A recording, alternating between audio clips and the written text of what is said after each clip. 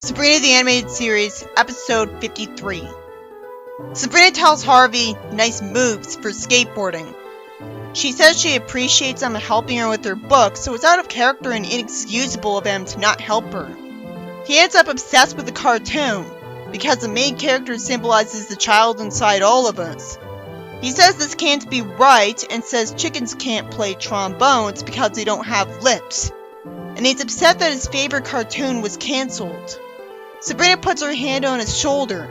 He says goodbye youth just because of that.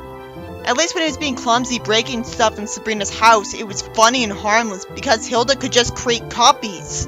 He's stupid in an annoying way. And he reminds her that he likes pranks, like that one Sabrina comic, and shows her a bunch of stuff from his childhood. He complains that one day he woke up and his imaginary friend disappeared. That doesn't make sense. I'm pretty sure even kids know that their imaginary friends don't exist, and that you consciously pretend that they do. I can't help but feel uncomfortable that Sabrina casually sits on Quigley's lap while he's riding a lawnmower. Sabrina says that imaginary friends show up when they're needed, and justifies that Harvey needs his friend Mort back, even though she's right there. How does she not realize it's just gonna scare Harvey? Why did it take that long for the ants to hide the spooky jar? Why won't it be like this for the rest of the franchise? And why did they ever tell Salem where it was put? They should have known a guy who tried taking over the world couldn't be trusted. Come to think of it, why didn't he just ask Spooky to make him ruler of the world? That's something that could happen without him being found out, right? Because the idea is that witches aren't monitored. I have to assume that he did ask that of Spooky, and he just gave him a dream about it where he regretted ruling the world. So that's why he's not trying to take over the world anymore. Why is she even considering using Spooky again?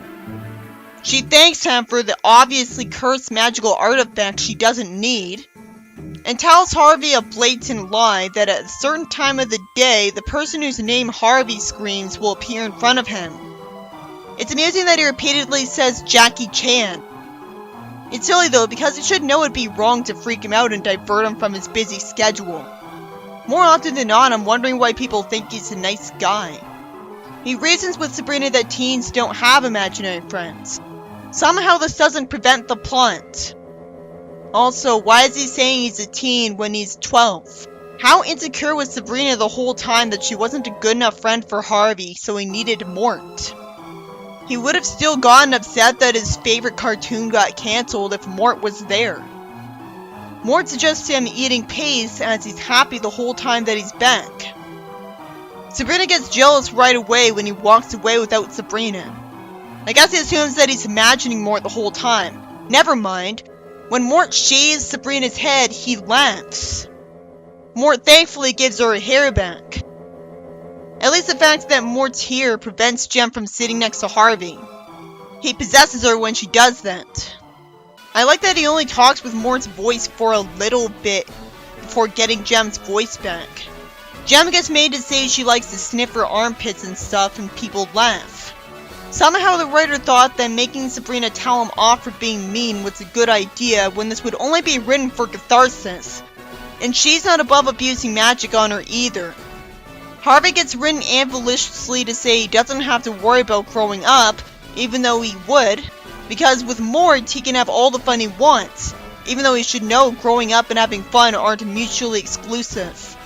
Harvey should have known better than to goof around in science class in front of the teacher. Mort moves around a skeleton, making the classroom laugh, and then the skeleton dances in front of the kids. This makes all of the kids run out of the room terrified. Somehow they weren't scared the minute it moved. Sabrina says she'll lighten up when Harvey grows up. Shouldn't he know that he won't pass science class and get to the next grade if he keeps this up? He says to Mort that he'd better go to class. And Mort says he double dares him to do a bad thing, with the gibberish word in between the two words. Mort is like a Flanderized version of Salem.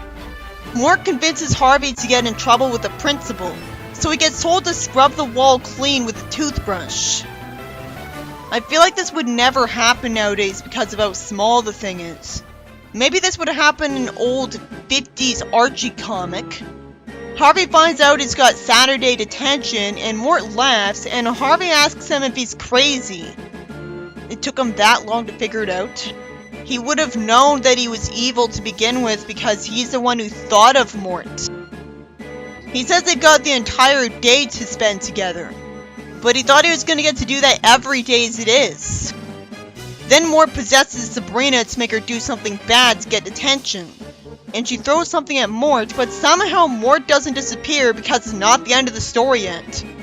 This better at least be for the same reason Eiffel didn't vanish.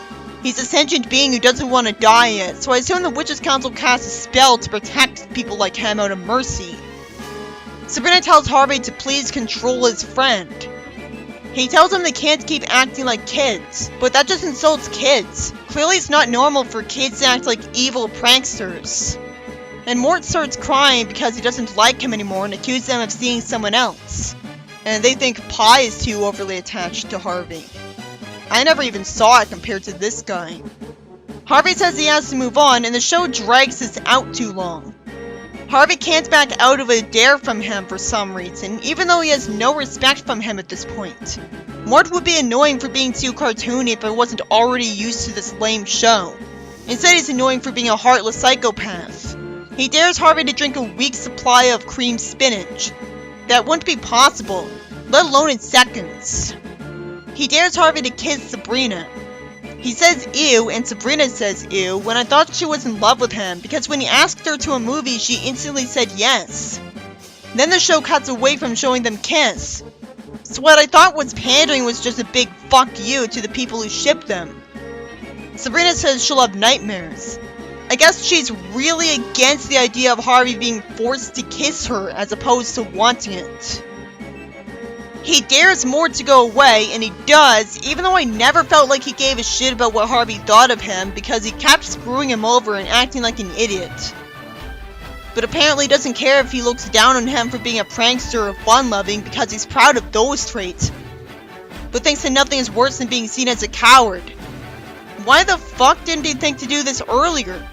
Why didn't Sabrina think about that?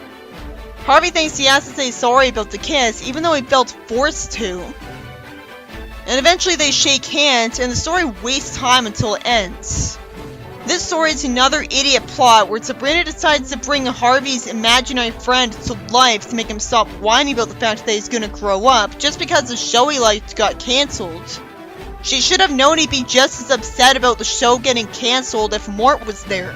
She could have asked Harvey questions about what Mort was like as basic conversation caused by her caring about him. And then she'd have avoided the plot by realizing that Mort's evil and would ruin his life. You'd think she'd have to ask those questions because otherwise she and Spooky wouldn't be able to summon Mort accurately without knowing what he was like. But apparently Spooky just had to tell his magic to scan Harvey's brain to find out. At first I assumed she thought he was too embarrassed to tell her what Mort was like, because that'd be the case with most kids. But he was fine with telling her he used to think his parents were aliens, so he has no shame around her. Why did Sabrina trust Spooky again? She and Salem acted like he was necessary for the plot to happen somehow. And Sabrina couldn't get rid of Mort. I came up with a reason for why it'd make sense anyways. How convenient that despite Mort dying if he decides to leave Harvey, he's so desperate to not back down from a dare that he'll kill himself on a dare from him. How is he so stupid? Then what took so long for Harvey to do this? It's another episode demonizing magic, and Mort was annoying us in most of it. So I guess the lessons here were, don't ever carry out a dare, ever, and don't bring someone's imaginary friend to life. Sabrina the Animated Series, Episode 54. Sabrina stands there proudly, and a witch costume appears on her, and she says to Salem she was first in her class at Raining Frogs. She has a class for that? I thought her aunts were homeschooling her in magic. Salem gets abused, and Sabrina says she'll need her magic book with a convoluted name, and it appears to her. So she reads about the story of Merlin. She's belatably bored, but Salem reveals when he could have easily not that Zelda has a real book by Merlin. And she won't let anyone touch it because it's been autographed by Merlin. If Salem's the type to stand firm with her on this, why did he even tell her about the book? She says she bribed them with tuna. He sneezes, and that somehow reduces the book to dust. Somehow Sabrina says they're dead meat when clearly she and Salem could just point to fix the book. Somehow these idiots think that the only person who could replace it is Merlin. So Sabrina decides to go to the Middle Ages. You could have just written it that Sabrina read Merlin's story and wanted to visit this place for fun. They see a kid, and predictably it's an ancestor of Harvey's friend Pie, who somehow in medieval Europe, even though he's actually Asian. The whole appeal of this kind of thing is not seeing the annoying present characters. This is so annoying. How did he look just like Pie? He summons an anvil and it lands on his foot. So that never happened. Then he runs at them real fast, and this time someone hears Salem talk from off screen. Sabrina gets asked to teach him magic, and she says she wants the old Merlin, and predictably, this is Merlin. His father's somehow no magician. He runs a catapult. How would a witch not be able to do that? How did they accidentally go too far back in time? They'd have read which period of time to go back to. Merlin would be hearing everything. The next coach leaves hours from now. Why doesn't she speed up time? Sabrina in the 70s cartoon reversed time. A magical time compass that actually lets them determine where to go would be pretty useful right about now. Why the hell do we see Harvey's ancestor too? How does he look the same as him? Harvey's descended from the mythical King Arthur. It's nice of Merlin to put his hand on his shoulder. At least I can compliment that it's creative to show off Merlin when he was younger, but its appeal is destroyed by him having the same design and annoying voice of Pie anyways. He tells Sabrina to pull his sleeve, and a cheesy magic trick is done. He wonders if his dad's right that he should go into the family business instead. Why would Merlin have been a half-witch when we were told half-witches are weaker and Merlin's the most famous witch? The story's nothing but contrived writing. Even Jem is descended from a witch. She was staring into a crystal ball to spy on Sabrina for some reason because she wanted Excalibur. Why doesn't she zap the sword to her? She even has access to Spooky. It's cool, she even turns into a black bird, but come on. It's possible, but what are the chances that two people Sabrina knows are descended from witches? Now we get to the good part of the episode. Sabrina summons a big ham in front of Arthur to eat. It's entertaining and satisfying that Sabrina's shown off as a good witch the whole episode. Merlin turns Salem into a ham and then an ostrich. Why does it keep Salem's head the same the whole time? Sabrina returns Salem to normal. Jem talks and Sabrina would hear her because she's not half deaf. Why doesn't Jem use magic to bring the sword to her telekinetically? Sabrina uses magic to make Arthur pull the sword out.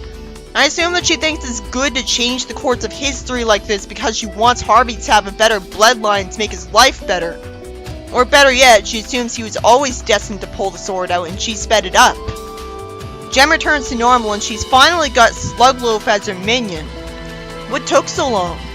They've got so much in common. The two get caught in a net and fall. If she hates him, why will she keep him around instead of zapping up a better minion? Why is this plot dragging on instead of just warping the sword to her?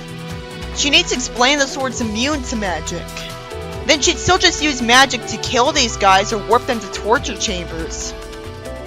A tree falls on Jem and Slugloaf and I wonder why they survive. Sabrina uses magic again and says the meat smells great. Why is Quigley's ancestor here? So he's the father of Merlin when Merlin is the ancestor of Pie. Jem shows up disguised as a servant and calls it a work-study program. Arthur ingeniously cuts the meat with his sword and a tablecloth is used to blind them so that the sword can be stolen. Sabrina makes a rock grow to make him trip and drop it. She's Arthur's half-sister apparently. Merlin uses magic and then sends a ham at Arthur so Jem gets away. There's no way in hell he'd be this worthless because he'd have to imagine things to make them happen. Merlin considers quitting magic and working with his dad even though he hates doing so. Why doesn't he realize he could get a different job? Sabrina's proactive enough to do something again for once, using magic to warp him to the broom and fly and make it rain frogs on Jem in a Chekhov's gun, causing her to somehow wait long enough that she gets tickled into dropping the sword, when she would have just warped home the instant she got the sword. Arthur gets the sword back, and Sabrina gets sent away and grabbed by a talking tree and eaten. She says her magic will get her out of the cage, and Jem says it's an enchanted cage. I always liked that the show used the word enchanted to mean immune to magic, like I always thought. Why didn't Spooky just warp the sword to Jem? I never did catch Jem's name in this timeline, so I didn't get it. Don't make her look that way if you don't want us to call her that. Why is Sabrina being used as the damsel in distress when the whole episode had been about portraying her as cool as she's supposed to be? Eventually, Arthur goes in front of Jem and the suits of armor get brought to life, so Arthur attacks them, and then steps on something and falls. Merlin summons an anvil and it somehow lands on Arthur's head, which would kill him. Merlin somehow does nothing while he's brought to the wall and chained to it. Zelda once melted an ice block she was trapped in, so you don't need to move to use magic. The sword's power is useless to Jem while Arthur is still alive. So Jem plans to pull a lever to lower Arthur and Sabrina into lava. She's getting upset to a cursed dimension. But isn't it obvious she wouldn't be able to use the sword if he was still alive? Merlin turns into a dragon and smacks over the cage, and Jem goes into the cursed dimension in all of the commotion. I have to assume now that the nature of the portal is that it's impossible for her to fly back up to escape it, and when you go into it, you can't go back through it the same way you came. Still, why can't Jem warp right back here? I have to assume the cursed dimension makes it impossible to use magic when you're in it. Arthur rides off with an ancestor of Sabrina's. I bet nobody complained that this made Harvey and Sabrina an incest chip. So people picking on Knuckles and Julie Sue are just jumping at an excuse to be mean. Sabrina goes home with the new book and it instantly crumbles to dust even though she just got it, so it wouldn't have gotten the chance to become so aged. So it was always like this. But then the only way Zelda would have ever gotten the first book in the bookshelf without destroying it was by teleportation. Why would you make the whole episode pointless? Especially when it was stated that Zelda would ground Sabrina for an abusively long time for ruining her pointless book that's just there for decoration now, because she's selfish. It should end with them zapping up a copy of the book. But thankfully, the episode as a whole was so harmless after Sabrina started teaching him magic that I don't mind the ending being bad, because the story was worth it. Just because of how badly Sabrina's portrayed most of the show, it really does have a huge impression that she's competent for such a long time. So this is one of the best episodes of the show, even if it just transfers the fort's incompetence to Merlin, so it's still consistently annoying and contrived. But as usual, the whole plot is insultingly contrived. This time because Jem's witch ancestor would have just warped the sword to her. And if the idea is that it's immune to magic, she still would have just warped them to enchanted torture chambers that are lowering into the cursed dimension portal she conveniently had. The plot out of flimsy excuse because Sabrina or Salem would have zapped up a new copy of Merlin's book when it somehow crumbled untouched, considering that Sabrina had no trouble summoning whatever she wants in this episode. Even going off the episode's logic that they can't summon a new book, and that they're too smart now to trust Spooky to make one. Why didn't they use the time travel compass to go back in time for the book instead of using a method where they'd have to wait hours to get to go home? Because somehow they think they can't just warp back to the present themselves. Sadly, I have to just assume that the reason she doesn't simply go back in time to before the book was destroyed and told her past self, don't touch it because it'd crumble, is that she'd come back to see the book destroyed anyways. Because if she got rid of the whole reason for why she went back in time, she'd make it so that the future version of her past self would never go back in time to do it, undoing what she did. She could get around that by creating a sentient being and telling him to do this for her. It's also forced that they accidentally went back in time to when Merlin was an incompetent kid, when they would have looked at the years Zelda got the book as a basis, not gone off Salem's hazy memory. And again, Gem's an idiot. Especially since I have no idea why she thought her having the magical sword would make any difference whatsoever in her life when she's already omnipotent. If the idea is that she needs the sword to be elected the ruler, that's so flimsy because we know witches can effortlessly brainwash. So she'd have just brainwashed the people into making her ruler. So she'd have already experienced the exhausting work of running a country with no idea what she's doing, where she'd have to read through every law it has. If all she wants is to be pampered and famous, she would have just used magic to make that happen by now. Also, where are her parents? Why aren't they preventing the plot? I assumed they were dead from the start. But that doesn't justify it because she still would have been sent foster parents to look after her. And if she got rid of them, then when someone got sent to check up on her, she'd have been turned into a cat for it.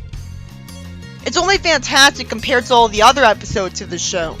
Because Sabrina was awesome and it doesn't demonize magic.